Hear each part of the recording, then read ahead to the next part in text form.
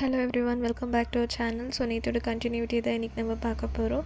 So இப்போ நேற்று வந்து பாட்டி வந்து அந்த விராஜ் எங்கே சாவி வச்சுருக்கான்னு கண்டுபிடிச்சிருப்பாங்க. சரி, இப்போ எப்படியாச்சும் சாவி எடுக்கணும்னு சொல்லிட்டு அவன் குளிக்க போகிறத பார்த்துட்டு பாட்டி வந்து ஜான்வி கிட்டே எப்போம்மா மாப்பிள்ளை வருவார், எங்கே போயிருக்காருன்னு கேட்குறப்ப அவர் குளிக்க போயிருக்காரு, நீங்கள் அவர் இதுதான் பேசணுமா, அப்படி பேசணுமா இருந்தாலும் 20 மினிட்ஸ் விட்டு தான் பேச முடியும், ஏன்னா ஒரு 20 மினிட்ஸ் விட்டு தான் வருவாருன்னு சொல்லுவாள்.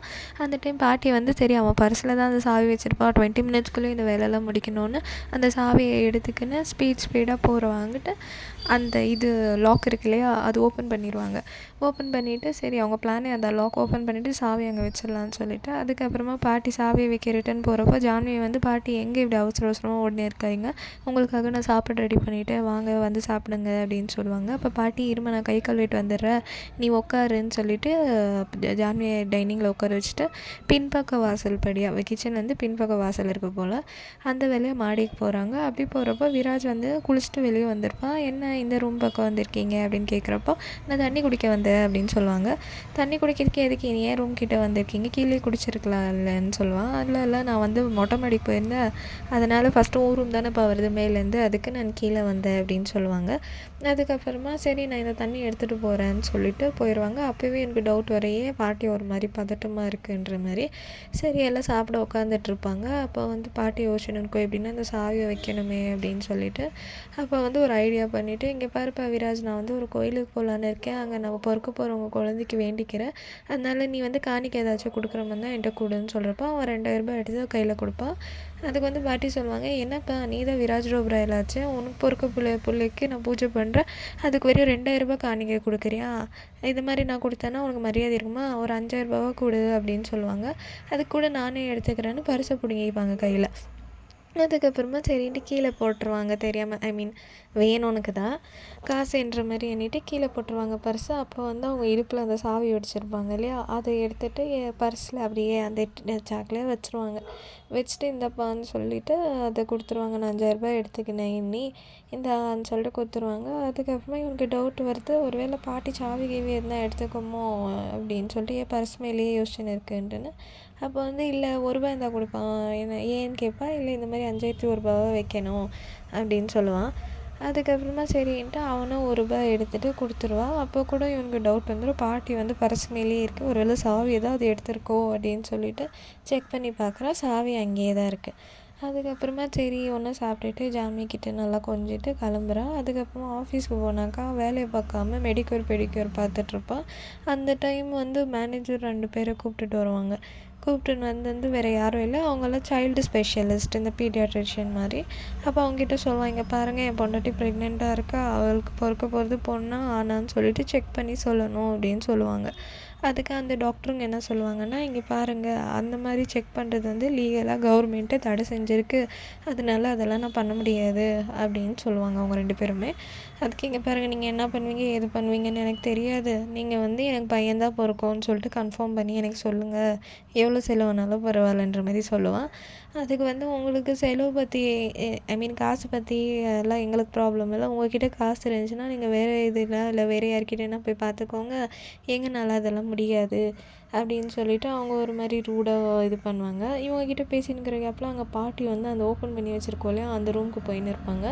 இப்போ வந்து இந்த மேனேஜர் சொல்கிறாரு, இங்கே பாருங்கள் நான் சொல்கிற மாதிரி ஒரு ஐடியா நான் சொல்கிறேன், அதுக்கு வந்து நீங்கள் அதே மாதிரி பண்ணிங்கனாக்கா உங்களுக்கு வந்து குழந்தை என்ன குழந்தைன்னு 200% தெரிஞ்சிடும் அப்படின்னு சொல்லுவார். என்னன்னு பார்த்தாக்கா அவர் வந்து ஏதோ ஒரு மந்திரவாதி இதை பற்றி சொல்லியிருப்பார். அந்த டைம் பார்த்துட்டு இங்கே பாட்டி வந்து அந்த ரூம்குள்ளே வருவாங்க. அந்த ரூம் பார்த்தாக்கா ஃபுல்லு ரொம்ப டஸ்டியாக எல்லாம் ஒரு மாதிரி வியர்டாக இருக்கும். அங்கே பார்த்தா நிறைய பழைய ஃபைல்ஸு அது இதுன்னு சொல்லிட்டு இருக்கும். இங்கே பார்த்தா 8:20ன்னு ஒரு வாட்ச் நின்றுருக்கும். அந்த சைடில் பார்த்தா இன்னொரு வாட்சும் 8:20 நின்றுருக்கும். அப்புறமா இங்கே ஒரு ஃபேமிலி ஃபோட்டோவும் இருக்கும். அது கீழே 5ஆம் தேதி ஜனவரின்ற மாதிரி டேட்டில் இருக்கும். அது எப்படி ஒரே வாட்ச் 2 8 ஐ மீன் 20க்கு நின்றுருக்கோன்னு சொல்லிட்டு பாட்டி யோசிக்கும். அங்கே போய் பார்த்தா ஒரே ஒரு சேர் வந்து ரொம்ப பளபளன்னு இருக்குது, ஒரு தூசியும் இல்லாமல். அதை தொட்டு பார்க்க தூசி இல்லை, பக்கத்துலேயே ஒரு இது இருக்குது, ஐ மீன் அந்த கவர்டு மாதிரி அதை ஓப்பன் பண்ணுறாங்க. ஓப்பன் பண்ணி பார்த்தா அதில் ஒரு ஃபைல் இருக்குது. ஸோ பாட்டிக்கு வந்து அவ்வளோ படிச்சில்லன்றனால அதில் என்ன இருக்குன்னு அவங்களுக்கு தெரியாது. அதனால அந்த ஃபைலை எடுத்துகிட்டு வந்து இந்த சஞ்சய் இருக்கான்ல ஜெயிலில், அவன்கிட்ட கொடுத்துட்டு, இங்கே பாருப்பா, நான் வந்து ஜான்வி பற்றியோ இல்லை விராஜ் பற்றியோ பேசுகிறதுக்கு வரல, எனக்கு வந்து ஒரு உதவி வேணும், அந்த உதவி நீ மட்டும் தான் செய்ய முடியும் அப்படின்னு சொல்லுவாங்க. என்னன்னு சொல்லிட்டு அவனும் வந்து கேட்பான். அப்போ வந்து பாருப்பா, இந்த ஃபைலில் என்ன இருக்குது கொஞ்சம் பார்த்து எனக்கு சொல்லு, ஏன்னா எனக்கு படிக்க தெரியலைன்னு சொல்கிறப்ப அவனும் அதெல்லாம் படிச்சுட்டு கொஞ்சம் ஷாக் ஆகிட்டு, இது வந்து அடாப்ஷன் லெட்ரு அப்படின்னு சொல்லுவாள். என்னப்பா அடாப்ஷன் லெட்ரு அப்படின்னு கேட்டால், இந்த மாதிரி ஒரு குழந்தைய தத்து எடுத்திருக்காங்க அப்படின்னு சொல்லுவான்.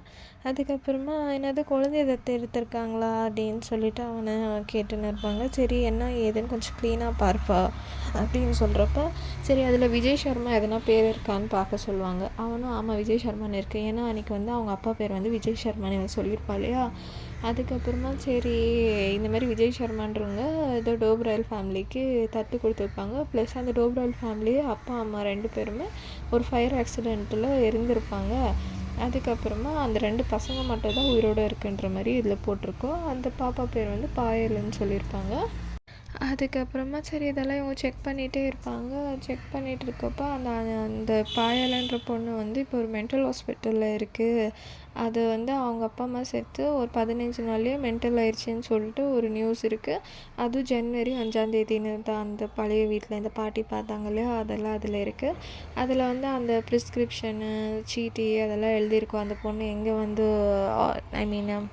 ட்ரீட்மெண்ட் பார்த்துட்ருக்காங்க அதெல்லாமே அதில் போட்டிருக்குவாங்க. அது வந்துட்டு சரி இங்கே பாருங்கள், இது சிட்டி ஹாஸ்பிட்டல் தான், நீங்கள் அங்கே போனாக்கா உங்களுக்கு அவங்களுடைய டீட்டெயில்ஸ் எல்லாம் கிடச்சிரும், அந்த டீட்டெயிலெல்லாம் இதில் இருக்குன்ற மாதிரி இந்த சஞ்சய் பையன் சொல்லின்னு இருப்பான். அப்புறமா இவன் வீட்டுக்கு வருவான். வீட்டுக்கு வந்து அவள் கூட சேர்ந்து ஒரு மொட்டை பையில வருவான்.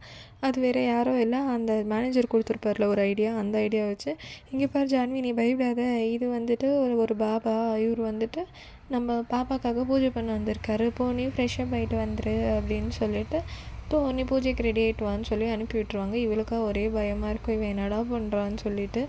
அதுக்கப்புறமா இவங்களும் பூஜைக்கு எல்லாம் அரேஞ்ச் பண்ணி வச்சுன்னு இருப்பாங்க. அந்த டைமுன்ற பார்த்து ஜான்வி குளிச்சுட்டு வருவாள்.